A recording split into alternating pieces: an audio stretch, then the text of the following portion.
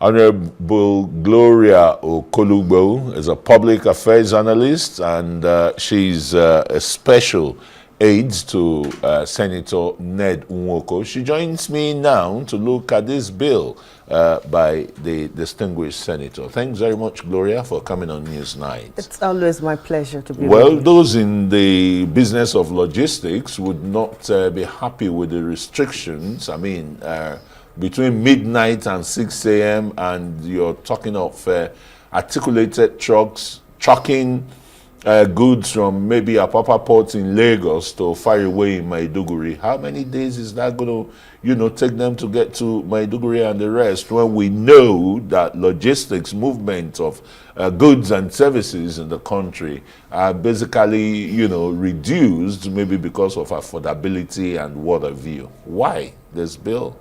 Thank you so much. It's practically a crisis, and it's something we can say that we're practically trading lives for logistic convenience, and it can, it's not something that should continue to happen. Senator Ned's bills, like we see, are always about things that affect us, and he takes very holistic approach towards it. It's a well thought out bill. It's an amendment of the FRSC Establishment Act. Sorry about that. Thank you. Establishment Act, and it's hinged on time. This restricted time. It's about a 6-hour interval that will be left completely to the long haul truckers alone. Now you will now have 3 segments of timing. You will have the entire daytime for the human beings and every other, physical movements to go on. And then don't forget that we also have travelers who head out at night at the early evening bracket. That is between 6 p.m. and then they would have the percentage of people that will be on those roads would have shifted before we get to midnight. And so if you restrict these trucks to between 12 a.m. to 6 p.m., they have the roads more to themselves. They have less chances of incidences. And then there is also the issue of infrastructure that is built into consideration in this bill. So it's 3-pronged. It is supposed to handle safety. It is supposed to handle the gridlocks, because the gridlocks are part of what causes some of the things that we see. There's another clip that we saw that was very pathetic, where you found a trailer reversing, and it reversed right back into another petrol tanker. And naturally, what's going to happen? It's an explosion. And then there are human beings there who will start preying on the petroleum products. Most times we have seen a whole lot of accidents centered around the petroleum products. So you find the issue of the handling gridlock. Are you blaming it of the timing, the movement of these articulated trucks, transporting petroleum products, or human errors, or the excesses of those who go to scoop, petrol from a more articulated truck? Well, in crafting a bill, there are so many considerations. It's a holistic a consideration that is tied around timing, because when you walk around that timing and the time sequence is kept to, and also the relationship between the timing and when the truckers have time infrastructure to rest, which is part of what Senator Ned has also built in with a consideration for places, strategic border towns where they can have a little community where they can rest and have enough time to wait until the next beat to move. Then you find that the sequence, the flow, it's good. And then we are likely, particularly with all of these considerations, to have a 3-pronged solution. Well, you talk about 3-pronged solutions. First, let's look at some of the hiccups in the bill. Is that some people will see it as an infringement on their fundamental right of movement. That is one. And secondly, you're talking about a 3-pronged approach, the collaborative efforts, right, to bring this bill to fruition. My question would be basically that is this bill not, putting the cart before the horse? Why don't you have those infrastructural facilities, sleepers or drivers' rest places first on the highway simultaneously as roads are being reconstructed, rehabilitated? Thank you. You talked about roads being constructed, and that is the strategic timing we have. Now, the issue of human rights, let me begin from where you started.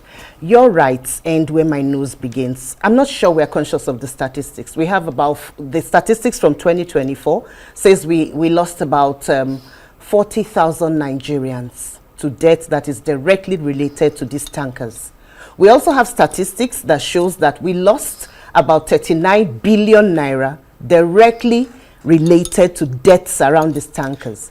We have had people who have been killed recently. I'm sure we heard about the sister of the girl who was in Bibi Niger, who Edo died. State, and yeah. then there was somebody else who was ironically, downplaying it. Unfortunately, may the person's family so rest in peace. He then lost his family members. All of these things were trending in the social media.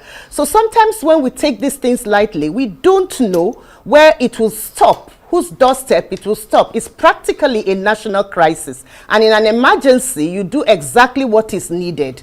And so Senator Ned has, alongside this state of emergency solution, as it were, because it makes sense. It's not just actually Lagos and Abia states is said to have implemented. Now, implementation takes a period, but there's already a ban in Lagos and Abia State of this long haulage trucks moving in the daytime. Of course, you know that the East has a lot of vehicular movement of these big buses. And so if they're moving at night, and these big buses too are moving at night, if this can be done in Lagos and Abia, why not a national approach? What kind of safety consideration is the bill going to put in place the insecurity that pervades the nation, kidnappings, terrorism, and the rest? Thank you. I think that this bill is going to also help with that. You know why?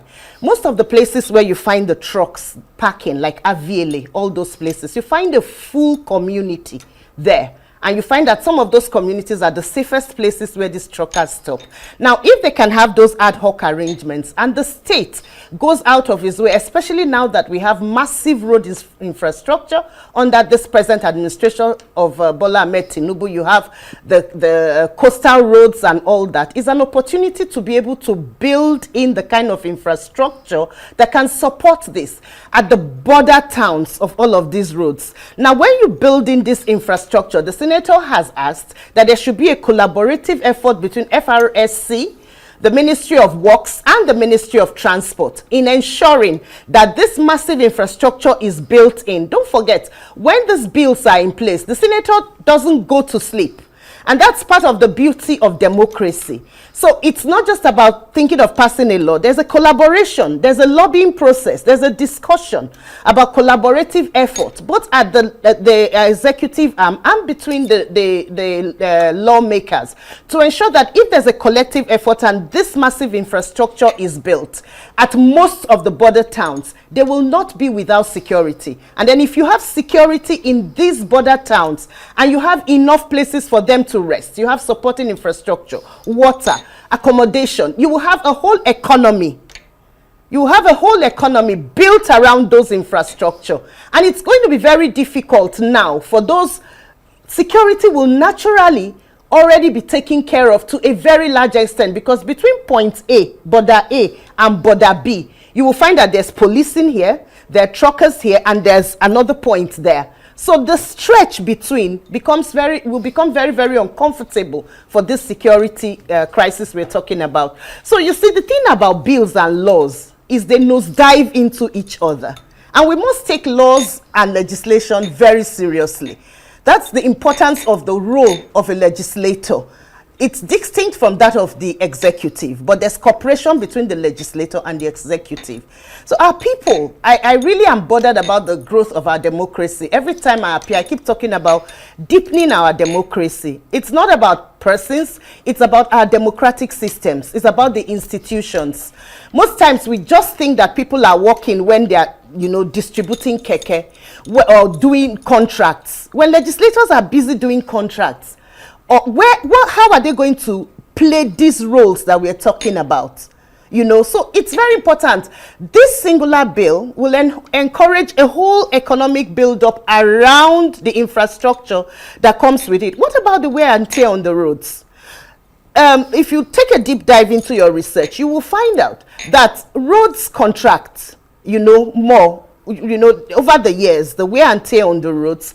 In the daytime, it is said to contract more. The pavings contract more, you know, and so the haulage, the heavy haulage moving in the daytime in the sun, it's said to affect, I'm not an engineer, but it's said to affect the roads even more in the daytime. So when you have the cool of night and they are moving in the cool of night, you will also have the preservation of your infrastructure that is on ground.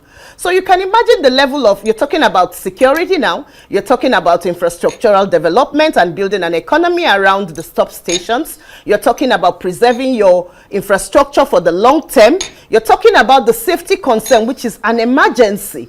You know, and what else? Gloria, we're going to go. I think it's never enough time for me. You've made all the submissions. Yeah. I mean, why the bill is Yeah. important and the rest, and we'll see how it pans out. Thank you so much. Generally in the National Assembly, and if it sails through, then Mr. President will assent that bill. Yes, Gloria, it's past the first reading. all right. Yeah. It's still at its infancy Yes, stage. that's why all right. we're making awareness and telling people that something is going to be done about the situation. Thank you very much. Gloria Okolugbo is Thank a you. public affairs analyst and aides to distinguished Senator Ned Nwoko. Thank you.